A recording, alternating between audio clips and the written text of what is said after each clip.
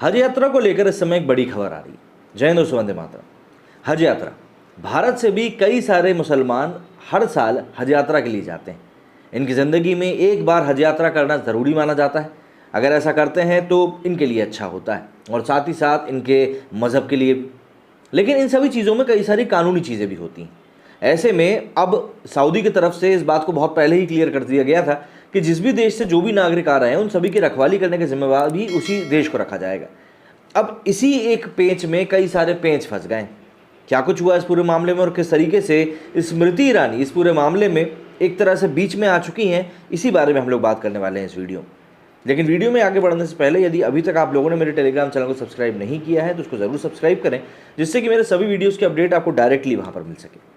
अब बात करते हैं इस पूरे मामले के बारे में। तो देखिए, ये मामला ऐसा नहीं है कि सिर्फ अभी अभी का है, यह मामला काफ़ी समय से चल रहा है।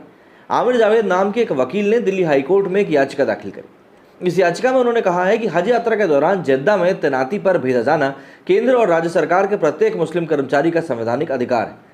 इस याचिका में अल्पसंख्यक मामलों में मंत्रालय के 20 मार्च 2023 को दिए गए ज्ञापन को चुनौती दी गई। इस ज्ञापन में कहा गया है कि अस्थायी प्रतिनियुक्ति पर केवल केंद्रीय सशस्त्र पुलिस बल मतलब कि CAPF के कर्मचारियों को शामिल किया जाएगा। वकील जावेद ने याचिका में तर्क दिया है कि यात्रा में शामिल काम प्रशासनिक है और इसलिए कोई कारण नहीं है कि केवल CAPF अधिकारियों को ही तैनात किया जाए। याचिका में दलील दी गई है कि हज ड्यूटी पर तैनाती मुस्लिम कर्मचारियों का संवैधानिक अधिकार है। याचिका में आगे दलील दी गई है कि मंत्रालय का आदेश उन मुस्लिम कर्मचारियों के संवैधानिक अधिकारों का उल्लंघन करता है जो हज तीर्थयात्रियों की सेवा करना चाहते हैं। बता दें कि साल 2023 में भी लगभग 1,40,000 भारतीय तीर्थयात्रियों के हज जाने की उम्मीद है। इसकी पहली उड़ान 21 मई 2023 को निर्धारित करी गई। वकील आमिर जावेद ने अपनी याचिका में कहा कि मौजूदा ज्ञापन संविधान के अनुच्छेद 14 में दिए गए समानता के अधिकार की गारंटी का उल्लंघन करता है। इसके बाद उच्च न्यायालय ने बुधवार मतलब कि 5 अप्रैल को स्मृति ईरानी के अल्पसंख्यक मामलों के मंत्रालय से इस पर जवाब मांगा है।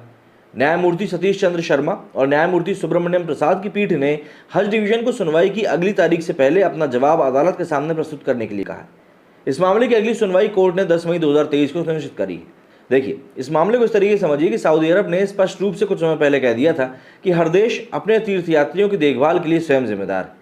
इसलिए भारत भी हज यात्रियों की देखभाल के लिए अधिकारियों और कई सारे कर्मचारियों की प्रतिनियुक्ति करता है और उनको वहां पर भेजता है। गैर मुस्लिमों को मक्का में घुसने की अनुमति नहीं है। ऐसे में सरकार मुस्लिमों को ही भेजता है। इससे पहले केंद्र सरकार, राज्य सरकार और केंद्र शासित प्रदेशों के 900 से भी ज़्यादा मुस्लिम कर्मचारी थे जिन्हें जेद्दा में डेपुटेशन के ऊपर भेजा गया था। लेकिन उनके सामने एक बहुत बड़ी समस्या खड़ी हुई।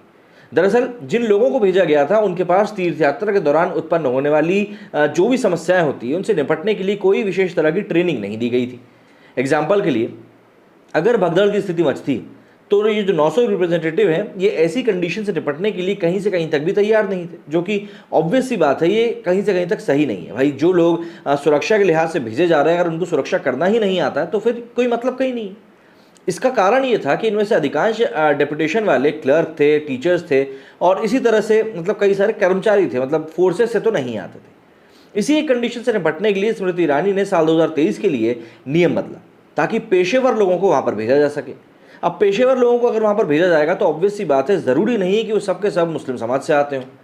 इसी के ऊपर अब आपत्ति खड़ी कर दी गई है और कहा जा रहा है कि भाई ऐसे लोग जो मुस्लिम ना हो इनको जेद्दा ना भेजा जाए और जेद्दा उन्हीं लोगों को भेजा जाए कि मुसलमान समाज से आते हो, जिससे कि तीर्थयात्री मतलब हज यात्रा जो है, हज यात्रा करने वालों की सेवा करने का मुस्लिमों को एक मौका मिल सके। लेकिन फिर समस्या घूम फिर के लूप की तरह वहीं पहुंच जाएगी कि ऐसे में फिर ऐसे लोगों को चिन्हित करना जो कि ऐसे पूरे कंडीशंस के लिए ट्रेंड हों, ये काफ़ी मुश्किल हो जाता है। अब यहाँ पर क्या कुछ फैसला आता है कोर्ट की तरफ से, क्योंकि इस समय ये फैसला कोर्ट में लंबित है, ये एक बड़ा सवाल है। लेकिन इस सब के बीच में सुरक्षा को लेकर कई सारे बड़े सवाल हज यात्रियों को लेकर भी उठ रहे हैं। आपका इस पर क्या कहना है, कमेंट करके ज़रूर बताएं। एक तरफ धर्म बैठा हुआ है, मज़हब बैठा हुआ है, दूसरी तरफ काम करने का सही तरीका बैठा हुआ है। आप किसकी तरफ हैं?